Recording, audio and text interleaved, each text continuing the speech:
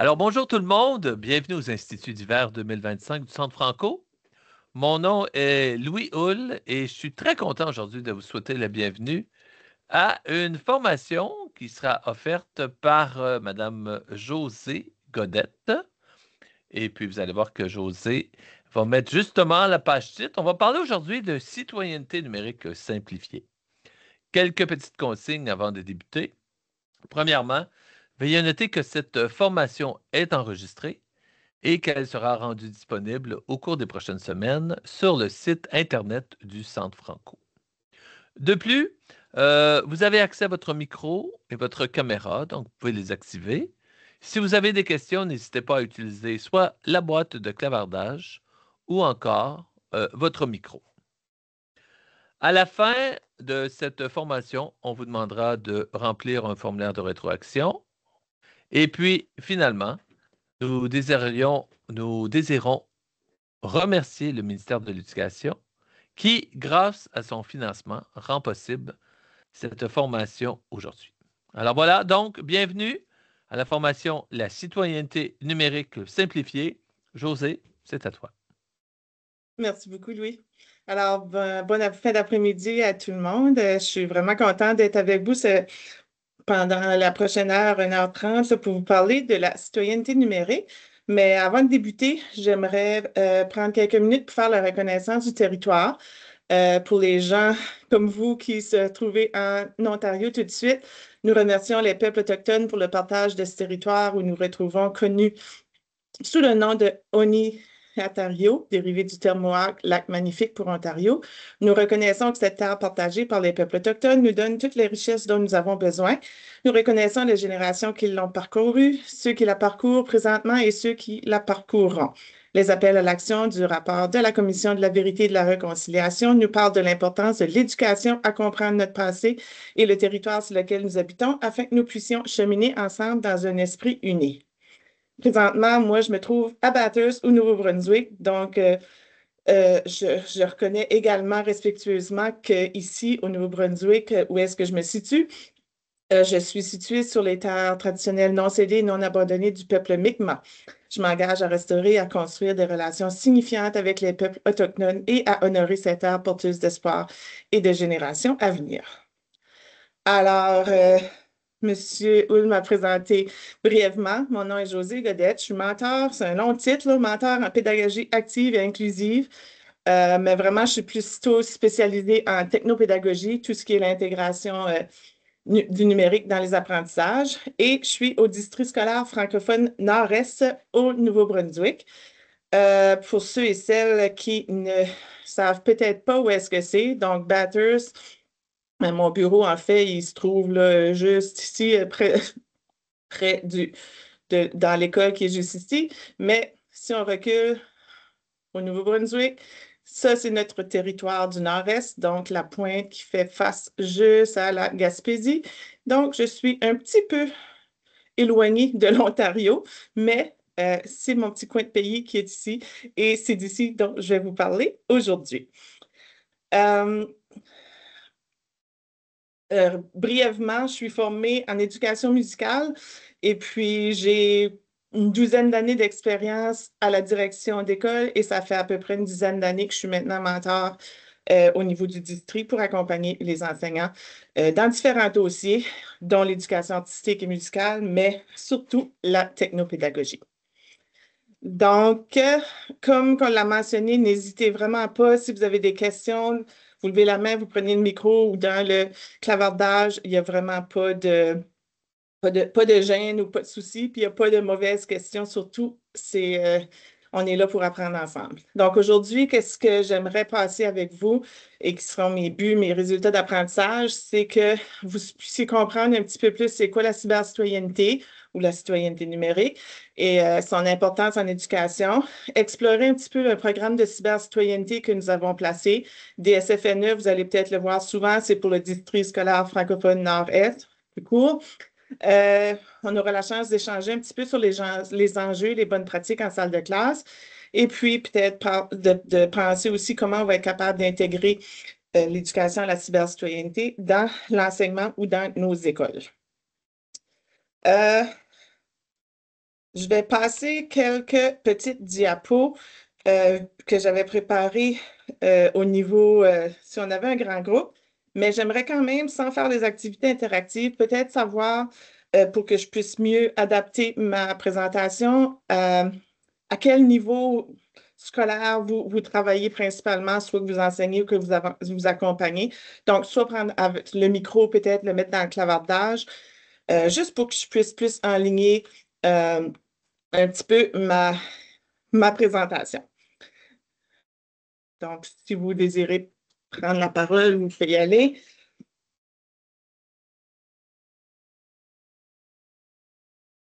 Je vais commencer. Oui, merci. Alors, ben, mon nom, c'est Louis Hull. Moi, je suis responsable de la programmation des instituts au Centre Franco.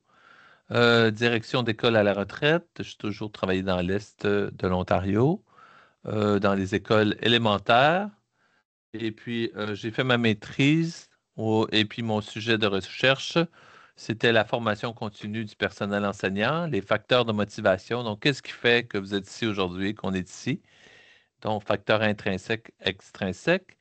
Et puis, à part de ça, ben, je fais beaucoup de choses pour le Centre Franco, mais entre autres, j'attire votre attention sur le fait qu'on a une série de balados parce que je rencontre une fois par mois des passionnés de pédagogie.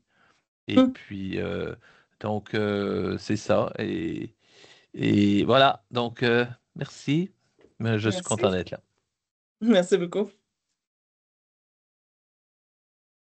Je peux continuer. Merci. Moi aussi, je travaille pour le Centre Franco, puis actuellement, à la retraite depuis août l'année dernière. Et puis, moi, j'accompagne surtout des directions, des nouvelles directions d'école. Donc, c'est ça, De, citoyenneté m'intéresse de tous les niveaux pour, scolaires? à tous les niveaux, absolument, Parfait. pour peut-être des sujets de conversation avec les directions. Super. Merci. Et Catherine? Je ne crois pas que Catherine a accès à son micro. Ah, pas de problème. Donc, si tu as la chance d'écrire dans la Et conversation, voilà. à quel niveau? Sinon, on va tout de suite débuter. Oh, Allô, bonjour tout le bonjour. monde. Bonjour. Euh, Merci pour la présentation. Déjà, je m'appelle Catherine Moyou. Je suis enseignante de formation formée à l'étranger et je suis nouvelle arrivante installée en Ontario et puis j'ai pas encore de, de travail dans mon domaine, donc dans l'enseignement. Donc, je me suis inscrite ici pour participer et puis pour avoir des idées claires et nettes en ce qui concerne l'éducation au Canada. Super. Mais merci beaucoup. Merci. Merci d'être là ce soir. Merci, je vous en prie. Donc, pourquoi s'intéresser à la cybercitoyenneté ou du fait pourquoi moi je me suis intéressée à ça? Je vous ai mentionné tantôt que j'ai eu un petit moment de ma carrière où est-ce que j'étais à la direction d'école. Puis à ce moment-là, je voyais vraiment beaucoup de situations qui arrivaient où est-ce que les gens, tant les adultes que les élèves, ne, ne réalisaient pas l'impact peut-être de ce qu'ils disaient, ce qu'ils faisaient avec le numérique, puis de ce que ça pouvait leur causer comme problématique actuelle ou plus tard dans leur vie. Donc, je voyais vraiment qu'il y avait une lacune au niveau de l'éducation dans nos salles de classe, surtout dans notre coin. Donc, j'ai commencé à m'intéresser à ça. Puis en faisant des lectures, des recherches, puis tout ça, j'ai remarqué que vraiment, c'est la technologie, on le sait, ça occupe une place super importante chez nos jeunes, mais surtout pour l'utilisation récréative. Euh, pour jouer des jeux vidéo, pour converser, le social et ainsi de suite. Puis, au niveau scolaire, on l'utilisait peut-être plus pour faire des travaux, mais on oubliait peut-être la partie citoyenneté numérique en éducation. Puis, je voyais qu'il y avait beaucoup, ben, pas juste moi, là, mais selon mes lectures, on voit qu'il y a beaucoup de manque au niveau de l'utilisation sécuritaire, éthique et responsable. En éducation, on a la responsabilité d'outiller nos élèves euh, pour des outils qu'ils vont utiliser dans leur vie à tous les jours. Donc, on est responsable d'adopter de les outiller pour qu'ils puissent adopter des comportements responsables en ligne, qu'ils puissent reconnaître surtout les dangers et pouvoir y répondre de façon proactive et de devenir des citoyens numériques critiques et engagés. Donc, j'ai décidé, à l'aide de mon équipe, de créer un programme pour nos écoles pour aider à tout le monde à pouvoir prendre conscience de justement c'est quoi les comportements appropriés qu'on doit adopter à l'ère du numérique pour s'assurer que l'utilisation des outils qu'on va faire, ça va être une utilisation judicieuse, sécuritaire, puis appropriée. Et ça, là, c'est surtout en contexte scolaire, autant en contexte scolaire que dans l'utilisation personnelle. Puis c'est là, des fois, la ligne que les gens, on dirait, comprenaient pas, oui, mais on est à l'école, c'est pas à nous de l'éduquer pour la maison, mais au contraire, la ligne est fine, mais c'est à tout le monde de pouvoir, c'est à l'école de pouvoir enseigner comment l'utiliser en contexte scolaire et à la maison. Et à la maison, ils devraient pouvoir comprendre que ce qu'ils font à la maison ou au scolaire, finalement, c'est pas mal au même niveau. Donc, en gros, c'est quoi la cybercitoyenneté ou la citoyenneté numérique? Deux façons de le dire. Vous allez voir que si vous faites des recherches ou des lectures, certains parlent de cybercitoyenneté, d'autres de citoyenneté numérique, mais c'est synonyme. Ça veut dire la même chose.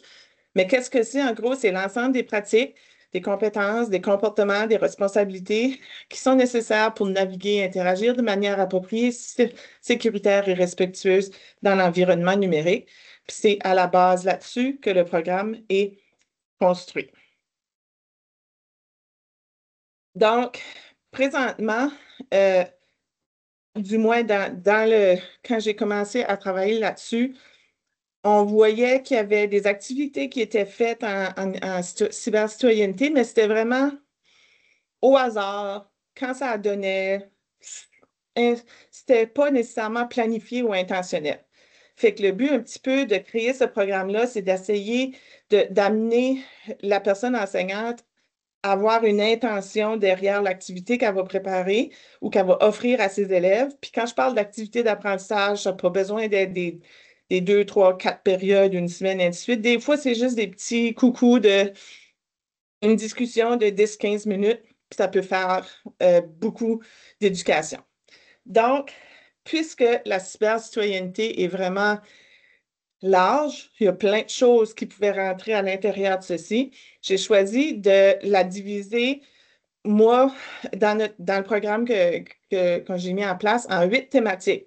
Mais si vous allez faire sur des sites, par exemple, sur Abello Media, vous allez peut-être voir qu'il y a 9 thématiques. Sur un autre site, il y en aura peut-être 5. Donc, c'est des regroupements. Mais finalement, ça veut tout dire, ça vient tout à la même chose, sauf que c'est peut-être classé différemment. Donc, c'était 8 thématiques-là, soit la communication, la sécurité, le respect, le bien-être, l'identité numérique, l'intelligence artificielle, la littératie numérique et la publicité et marketing. C'est les 8 thématiques que j'invite les classes ou les enseignants à aller visiter pendant l'année scolaire avec leurs élèves. Le résumé de ces 8 thématiques-là se trouve sur une affiche que je vais vous montrer un petit peu plus tard. Mais en gros, qu'est-ce qu'on veut dire par communication? C'est tout ce que ça prend pour communiquer de façon appropriée dans nos conversations ou nos publications à l'aide du numérique, que ce soit sur les médias sociaux ou de façon virtuelle. Donc, comment on devrait écrire un message si on a quelque chose à dire à quelqu'un? Est-ce que c'est approprié de se cacher derrière un écran puis de commencer à insulter quelqu'un d'autre? Tu sais, il y a beaucoup de ces comportements-là qu'on voit présentement sur les médias sociaux, dans les courriels, en réponse à des sites web, dans les commentaires de vidéos et ainsi de suite. Donc, comment qu'on devrait communiquer, puis pourquoi que c'est important de le faire de la bonne façon, puis aussi de réaliser que quand on écrit quelque chose, ben, des fois, c'est peut-être pas aussi clair qu'on le voudrait si on le dit. Donc, c'est toutes sortes d'activités qui viennent toucher à cette thématique-là. Ensuite de ça, on a au niveau de la deuxième thématique, tout ce qui touche à la sécurité. Donc, reconnaître puis éviter les dangers potentiels retrouvés en ligne afin de se protéger nous-mêmes, mais également de protéger les autres, puis d'assurer la sécurité de ces appareils numériques. les jeunes ne sont pas toujours conscients des risques qui se mettent à risque selon l'utilisation de certaines plateformes, de certaines communications qu'ils ont. Des fois, c'est eux qui sont en danger, mais des fois, ils sont en train de mettre les autres personnes en danger aussi. Les appareils numériques qui sont de plus en plus présents. Donc, on n'a plus seulement le téléphone, l'ordinateur, mais tu vas avoir la montre, tu vas avoir tous les objets connectés à la maison et ainsi de suite. Donc, c'est important de parler de ça avec les élèves ça peut être aussi simple que de parler de l'importance d'un bon mot de passe sécuritaire que de parler au niveau de faire attention lorsqu'on parle à quelqu'un, si c'est vraiment la personne à qui on parle ou si c'est peut-être un prédateur qui est avec nous. Donc, c'est toutes des activités qui rentrent dans ce type-là. On a l'identité numérique aussi, qui est peut-être un petit peu plus abstrait chez les jeunes. Donc, les amener à construire leur identité numérique à partir des traces laissées en ligne qui constituent l'empreinte numérique laissée sur l'Internet. Ce que nos jeunes de 10, 12, 14, 16 ans font présentement sur le numérique, ça va les influencer quand ils vont avoir 20, 25, 30, 40 ans. Ça reste des empreintes, puis il faut faire attention à ce qu'ils placent, sur quoi ils vont aller cliquer, les commentaires, les photos qu'ils vont placer. Donc, quand on est jeune, on est invincible, on ne pense pas à quand on aura 35 ans, mais c'est important que déjà, à un bas âge, que tu fasses ce constat-là pour justement t'assurer que ton identité numérique elle soit bonne. De plus en plus, les employeurs, avant d'embaucher quelqu'un, ils vont aller faire une petite recherche numérique. Donc, il faut s'assurer que ce qui est là est correct. Un autre hyper important, mais c'est le respect. Puis vous verrez que je l'ai nommé le respect et non pas la cyberintimidation, parce que souvent, c'est ce qu'on voit. Et puis, on a choisi d'axer sur qu'est-ce qu'on veut voir et non pas sur ce qu'on ne veut pas voir, même si c'est dans la définition. Donc, utiliser des comportements appropriés sur le numérique dans le but d'éviter la cyberintimidation, mais surtout de promouvoir le respect et de respecter les droits d'auteur. Donc, tout ce qui est droit d'auteur, on l'a inclus dans la thématique respect. Comme je vous disais tantôt, il y en a qui font deux différentes catégories de ceci. Donc, ça vient toucher beaucoup la communication, mais s'assurer que ce qu'on dit, ce qu'on écrit sur les gens ou aux gens, qu'on pourrait le dire ou le faire en personne si on n'avait pas accès à l'Internet.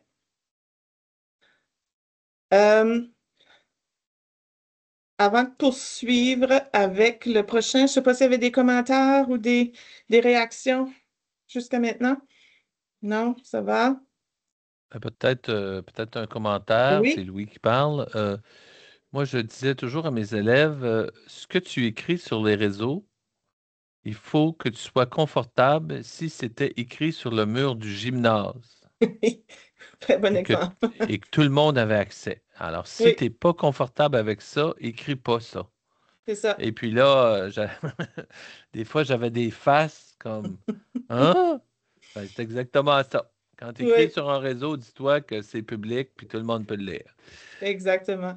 Je donnais l'analogie aussi. Si tu l'écris, là, c'est comme si on le voit dans les films, là, la personne qui chante et dit Oyez, oyez! Tu le dis devant 25, 30, 40 personnes. Si tu n'es pas prêt à faire ton oyez, oyez, c'est peut-être pas l'endroit que tu devrais l'écrire. Exactement. Merci. Donc, n'hésitez pas si jamais vous avez d'autres commentaires. Sentez-vous libre. Donc, les 4 prochaines thématiques qu'on touche après ça, il y a le bien-être. Encore une fois, adopter des comportements qui favorisent des effets bénéfiques sur la santé mentale et physique en utilisant un bon jugement. Pour être maman d'un ado, je vous dirais que c'est pas nécessairement compris rapidement que le nombre d'heures qu'on passe derrière un écran, comment ça peut nous affecter.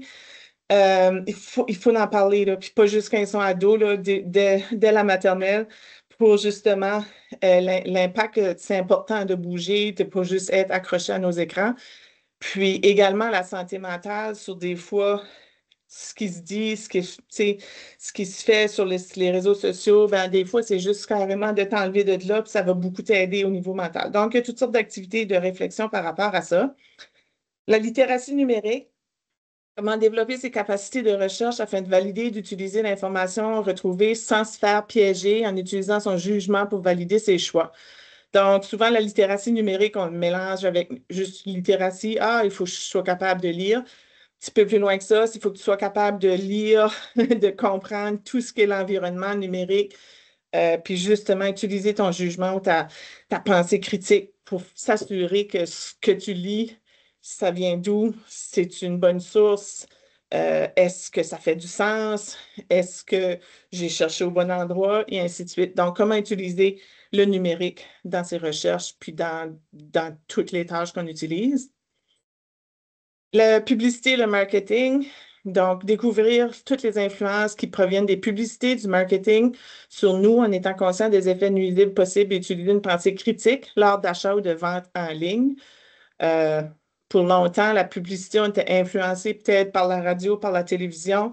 Maintenant, on est influencé non seulement par ces deux médias-là, mais à chaque clic que tu fais, ça influence les publicités que tu vas avoir, ça influence l'algorithme derrière ton utilisation. Donc, il faut comprendre que ce qu'on voit, ben, c'est parce qu'on a cliqué en quelque part, puis plus on clique, plus on va en avoir, plus on est influencé, puis il faut être capable de comprendre ceci. Puis aussi pour la vente, l'achat en ligne, d'être très, très alerte dans comment on va le faire pour justement pas te faire prendre parce que malheureusement, tous les gens ne sont pas sur le numérique pour les bonnes raisons. Et finalement, mais le tout dernier qu'on a ajouté dans notre thématique, c'est au niveau de l'intelligence artificielle parce qu'avec son arrivée en 2022, c'est important maintenant qu'on comprenne la définition de l'intelligence artificielle, de comprendre l'impact puis les opportunités, mais également les limites de celle-ci, puis reconnaître l'importance d'utiliser sa pensée, son jugement critique afin de repérer les biais, les erreurs éventuelles de celle-ci.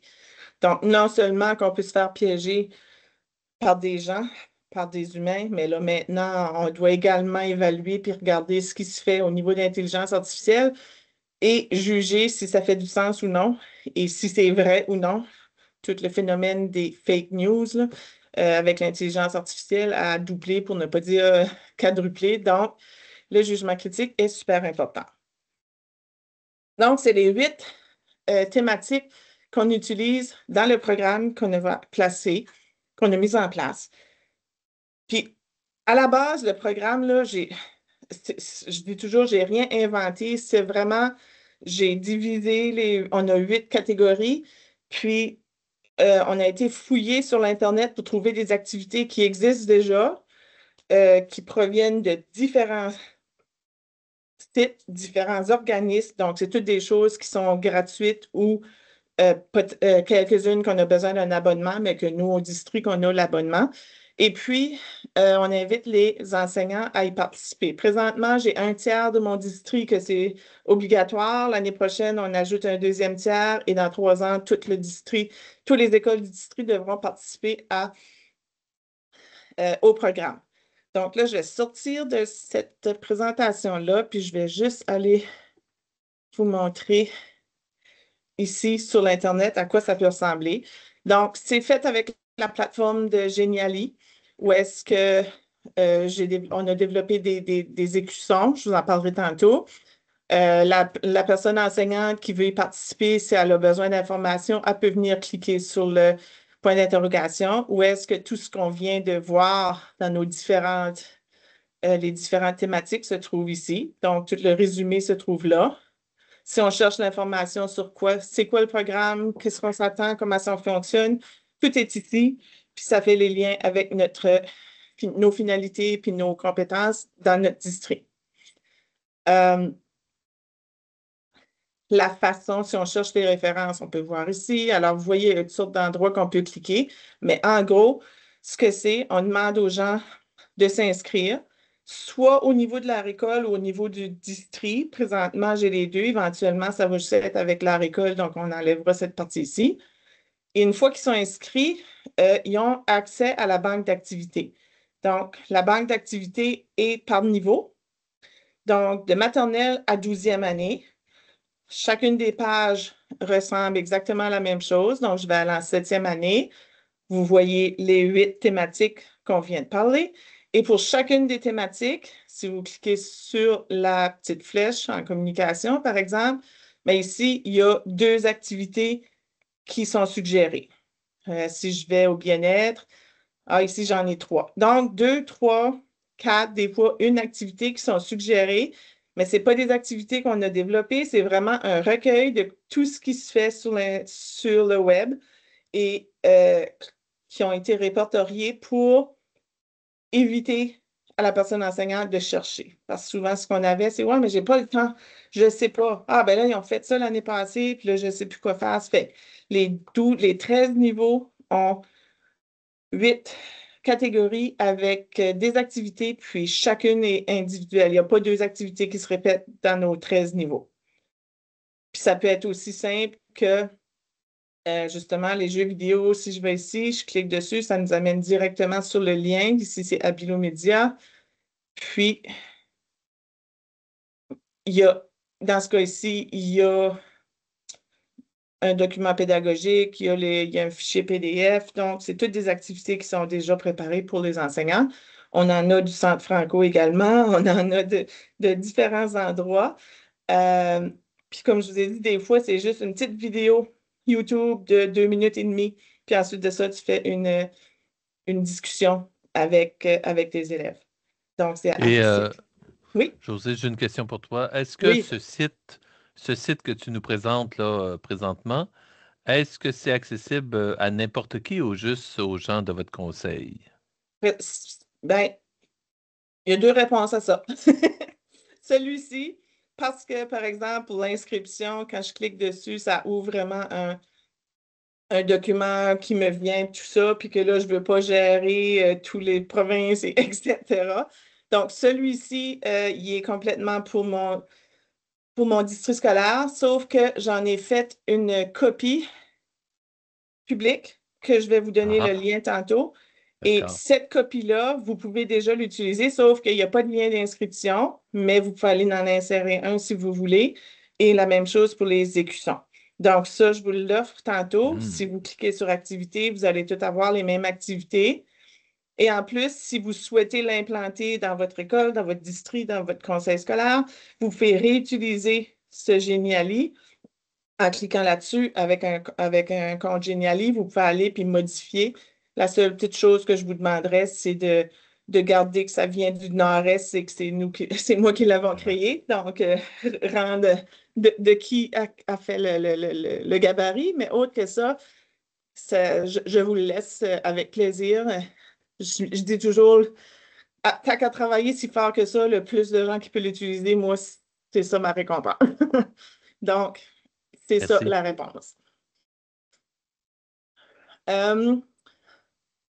C'est ça. Une fois que l'enseignant a fait son activité, ils peuvent récupérer leur écusson. Donc, ceux-là qui choisissent de participer avec moi au niveau du district, ils peuvent remplir un petit formulaire ou encore mieux demander aux élèves de remplir un petit formulaire, dire on a touché telle thématique, on a fait telle activité, un petit résumé et ils m'envoient ça. Et là, ils peuvent récupérer leur écusson. Parce qu'avec le programme, là, je sais que ça va peut-être être tout petit, là, mais il y a une affiche de progression qui ressemble à ceci. Puis en fait, je vais vous la placer à l'écran. Ici. OK?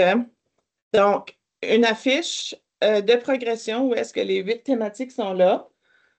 On a l'affiche qui n'a pas les écussons ou on a l'affiche comme que vous voyez à l'écran où est-ce qu'on a déjà installé. Puis quand je parle d'écussons, là, je parle de collants, d'autocollants qu'on peut venir placer sur cette feuille-là. Donc, c'est juste pour avoir un visuel affiché dans la salle de classe tout au long de l'année, qu'on ait fait ou non encore une activité, mais le repère visuel est là pour nos élèves. Et puis, ça fait un petit rappel. Puis là, lorsqu'ils reçoivent les questions et qu'ils doivent aller la poser sur leur affiche, ben, ça fait revenir encore une fois la thématique. Donc, c'est comme un retour à une activité parce que souvent, les écussons, ils vont l'avoir peut-être un mois après qu'ils auront fait leur activité. Si je vous reviens à notre présentation, juste ici, on a aussi des gens, les écoles se réinventent avec ce programme-là. Dans ce cas ici, l'école, vous voyez, elle a placé toutes les affiches de ses classes, tout au même endroit. C'était dans le mois de novembre, vous voyez les décorations de Noël, juste avant Noël. Et puis, au fur et à mesure qu'il y a des classes qui viennent chercher les équipements, ils placent dans le corridor central. Puis là, ils font une genre de compétition, quelle classe va avoir terminé en premier. Ça, c'est les plus au primaire. Au secondaire, eux autres, ils aiment mieux ils aiment moins les autocollants, donc ils aiment avoir la fiche déjà toute complétée. Puis j'ai plusieurs écoles, qu'est-ce qu'ils font, eux autres? Ils mettent des petites étoiles au fur et à mesure qu'ils ont complété une activité. Donc, le but, c'est de faire au moins une activité pendant l'année dans chacune des 8 thématiques, qui n'est pas énorme parce que c'est même pas une activité par mois, mais qu'on se dit que ça veut dire que chaque élève aura entendu parler de cybercitoyenneté 8 fois dans l'année, de maternelle à 12e année. Donc, 8 fois 13, ça fait quand même beaucoup plus que pas du tout ou presque pas avant. C'est pas mal comme ça qu'on fonctionne avec ce programme-là. Même chose pour l'affiche. Pour cette affiche-là, j'ai le lien que je vous donnerai à la fin qui se trouve. Si vous voulez l'utiliser, l'imprimer, il n'y a aucun problème. Et si vous avez eu la chance de voir la revue de l'école branchée de l'automne dernier, j'ai un article qui parle du programme, puis ils ont refait aussi le même programme, mais ils l'ont juste mis à d'autres couleurs. Donc, c'est exactement le même programme, la même affiche, mais avec des couleurs différentes.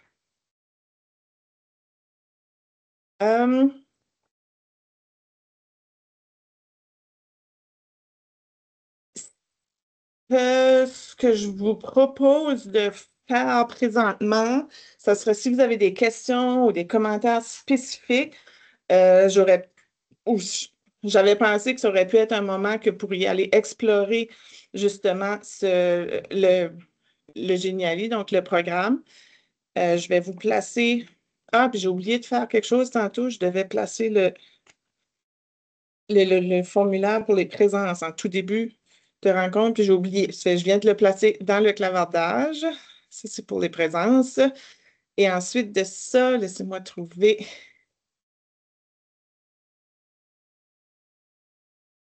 un truc ici. Et voilà. Là. Donc,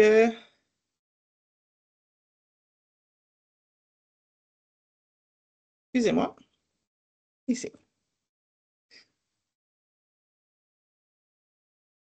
Ça ici, c'est le lien, le deuxième lien en dessous, là, c'est le Geniali que je vous ai mentionné tantôt, qui est la copie publique. Donc, si c'est quelque chose que vous voulez aller explorer présentement, puis je vais également vous placer le lien pour la fiche.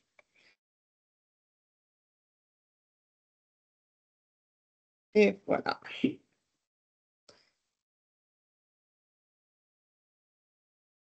Donc, José, j'avais une question pour toi. oui, vas-y. Est-ce qu'il y a j'imagine que oui, hein? Il y a une certaine progression dans les activités?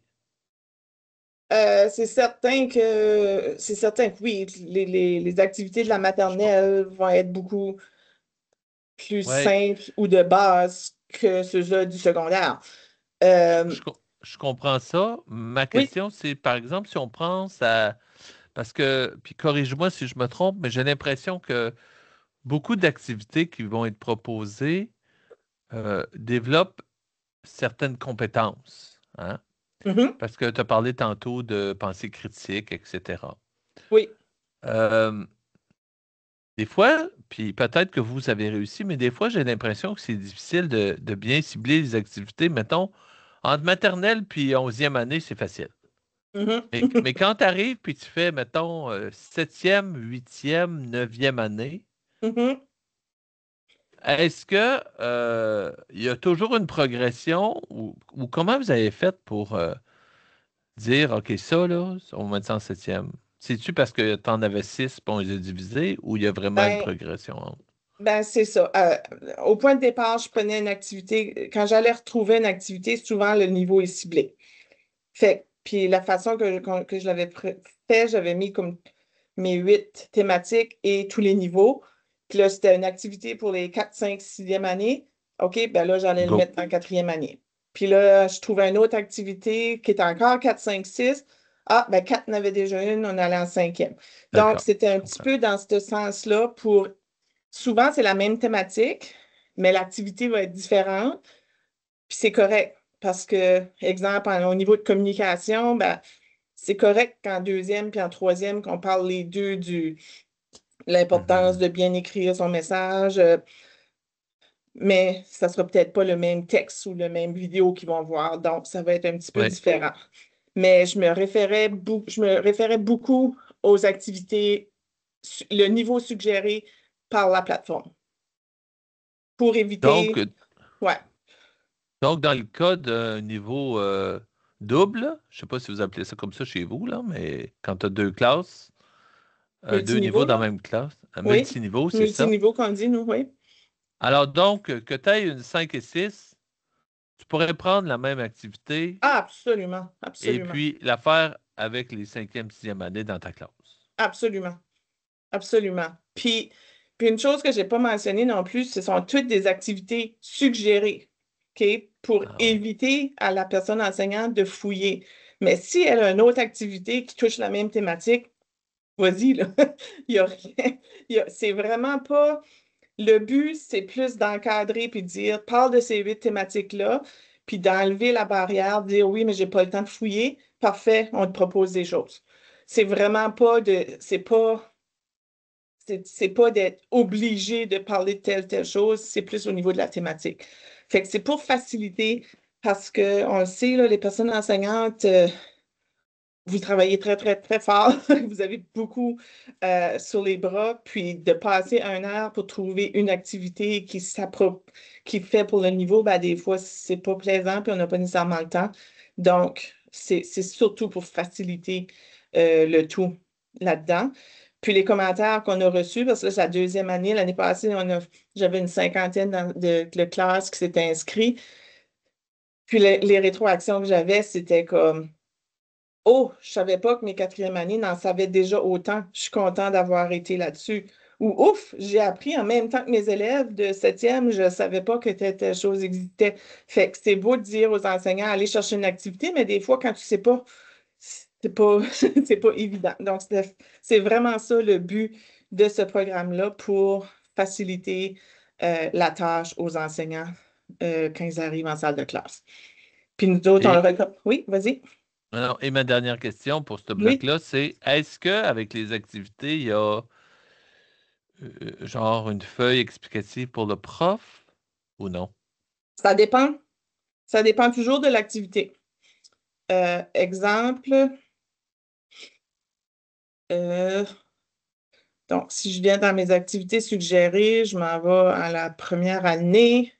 Je vais aller voir s'il y en a que je reconnais, là.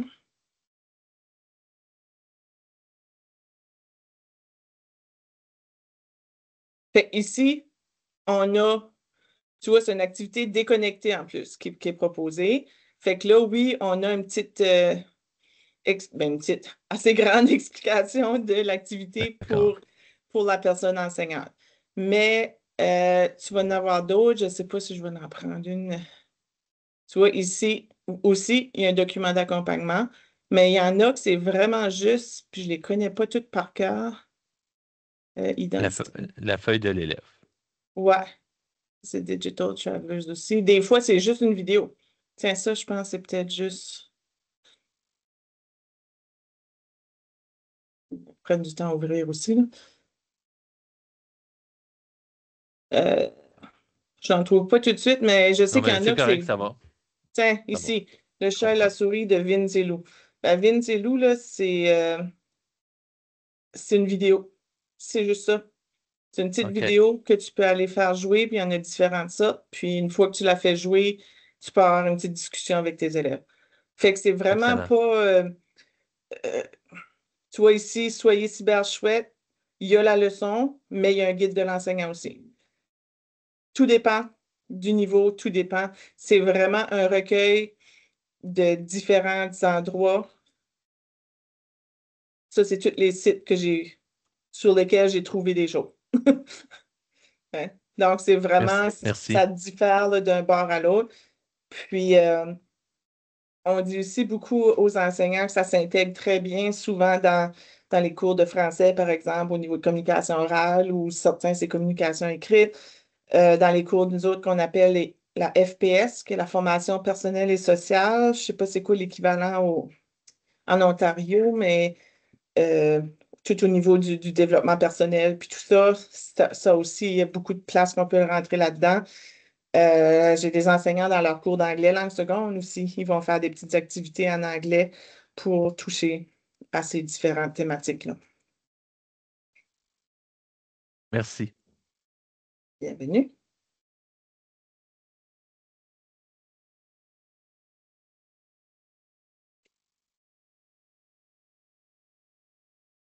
Donc,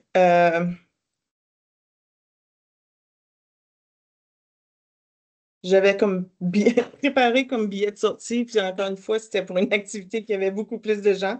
Donc là, je ne le ferai pas à deux parce qu'on dirait que ça met trop les gens en bon français sur le spot. Mais ce serait important euh, après chaque formation ou développement professionnel, si on s'en va puis on ne se donne pas de petits objectifs, mais des fois, ça reste juste qu'on assiste à une belle formation. Alors, des choses qu'on pourrait faire pour intégrer justement la cybercitoyenneté dans votre classe ou dans votre accompagnement, mais c'est peut-être juste d'intégrer une petite discussion dans votre salle de classe ou bien utiliser la fiche de suivi, même si vous ne faites pas le programme, mais vous l'affichez juste. Ça fait un très beau résumé de la cybercitoyenneté. Participer au programme, aller naviguer dans les suggestions d'activités. Donc, c'est des petites José, choses que je vous recommande excuse. de faire. Oui. Moi, j'avais une question pour Linda, puis je ne veux pas te mettre sur le spot, Linda, là, mais est-ce que dans ton accompagnement des directions d'école, est-ce que c'est des sujets qui sont abordés ou c'est parce que quand on n'a pas le temps, on a trop de choses, là, puis je comprendrais, là, j'ai été direction, là. Présentement, il n'y a pas de direction qui m'ont demandé de discuter ou d'en apprendre sur ce sujet-là. Sauf que c'est toujours des nouvelles directions. Donc, en première année, dans un poste de direction, Mhm. euh, ils ne s'attarderaient pas à ces Ouais. sujets-là, mais ça me donne quand même des idées, là. C'est des sujets de conversation possibles, comme par exemple dans des communautés pratiques ou lors d'ateliers divers. Ouais. C'est ça. Puis de mon côté, à l'accompagnement des directions, parce que j'accompagne aussi Ouais.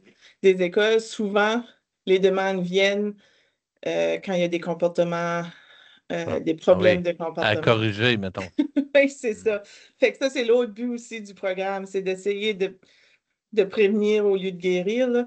Donc, parce que, tu sais, on dirait, ils arrivent tous les élèves en 6, 7, 8, puis c'est là, comme, mon Dieu, José, il faut que tu viennes nous aider parce que tu devrais voir les messages qu'ils mettent sur Internet, puis là, c'est tout le temps des chicanes, nanana, puis tout ça.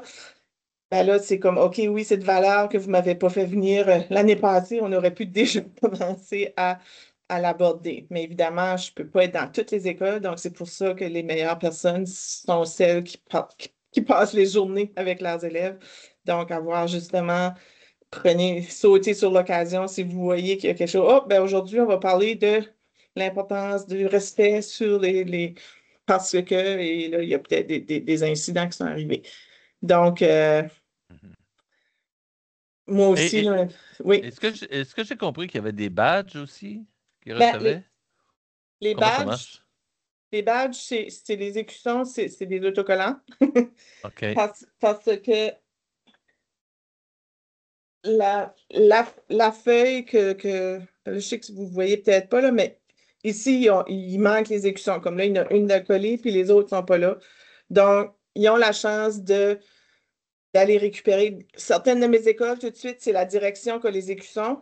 Puis là, quand la classe a fait quand est-ce que la classe a fait une activité, ils envoient 2 élèves à la direction pour dire Hey, nous autres, on a parlé de sécurité OK, sur je l'Internet comprends. aujourd'hui, on peut savoir notre écusson. Ils remettent ça aux élèves, puis là, les élèves reviennent en classe et l'affichent sur leur affiche. Fait que ça, c'est ce qu'on fait chez nous, mais ceux-là qui n'ont pas les écussons, souvent, mais ils mettent des petites étoiles. Ou est-ce qu'ils ont déjà touché? Ouais. Et est-ce que c'est un écusson pour une activité, puis dans ta feuille, s'il y a 3 activités en 3e année sur le Une sujet numéro activité, c'est un écusson par thématique. par Puis là, thématique? s'ils OK. font 3 activités, ben là, des fois, eux autres, ils vont se mettre d'autres indications, mais une activité, c'est vraiment pas sévère, là. Une activité, un écusson. Puis il y en a qui me disaient on devrait en faire 5 avant d'avoir l'écusson. Le but de Ben là, l'écusson est pas. Le but est pas là. Le but, c'est qu'on en parle avec les élèves. hmm. Donc, s'il n'y a pas d'autres questions, d'autres commentaires, c'est ça, les résultats, c'était vraiment comprendre un petit peu plus la cybercitoyenneté ou la citoyenneté numérique. Je vous ai présenté en gros le programme, donc j'espère que vous aurez l'occasion d'aller l'explorer si ça vous intéresse. On n'a pas beaucoup échangé sur les enjeux, sur les bonnes pratiques en classe, mais Ben, c'est parce qu'il y avait personne en classe. c'est ça, c'est difficile quand on n'est pas en classe. Et puis, intégrer la cybercitoyenneté dans l'enseignement ou bien dans nos accompagnements. J'espère que ça pourra vous aider un petit peu. Euh, donc, le formulaire pour les présences, je voulais vous donner déjà. Euh, le lien vers la présentation, si vous voulez la voir, je l'ai aussi que je peux mettre puis je ne sais pas comment vous fonctionnez, si vous allez avoir un endroit sur le site web où est-ce qu'on peut tout mettre les liens ou. Non, habituellement, on le met dans la boîte de clavardage parce qu'on se dit que ce OK, sont les gens qui ont assisté parfait, qui peuvent avoir la présentation, là. parfait. Donc, le lien vers la présentation, allez juste ici.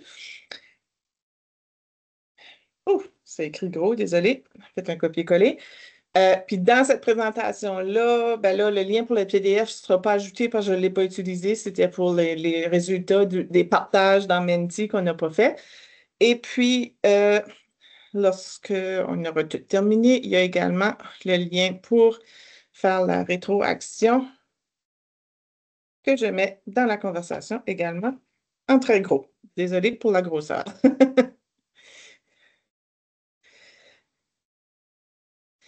Si jamais vous avez des questions plus pointues, si dans la présentation de 1, vous allez avoir les 2 liens que j'avais déjà partagés, là. Mais si jamais vous avez des questions plus pointues, voyons, j'ai supposé d'avoir mes coordonnées que je ne sont pas là. Je vais les remettre d'une autre façon. Ici. Donc, n'hésitez pas, mon courriel, il est juste là, cadetjo@nbed.nb.ca. Ça me fait plaisir de vous envoyer, peu importe la raison que vous avez perdu le lien ou peu importe, là, n'hésitez pas, vous avez des questions, ça me fera plaisir de vous répondre. Puis, c'est mon courriel de travail, donc je vous répondrai dès que j'aurai une chance de le faire. Puis sur ce, je vais terminer en remerciant le Centre Franco pour m'avoir permis justement de vous parler un petit peu ce soir, vous présenter le programme. Je ne sais pas si ça l'a paru dans ma présentation, mais moi, ça me passionne, puis j'y tiens beaucoup. Donc, merci d'avoir pris le temps de m'écouter, puis de m'avoir permis surtout de vous présenter ceci. Puis à vous qui êtes présents en personne, merci beaucoup d'avoir assisté. C'est grandement apprécié. Puis à ceux et celles qui écoutent en ligne, ben, merci également d'avoir pris le temps d'écouter la présentation. Moi, je veux juste, José, te remercier pour cette excellente participation. Puis, sois rassuré, on a vu, on a entendu la passion qui t'anime. Et puis, je vois le grand travail qui a été fait de ramasser toutes ces activités-là.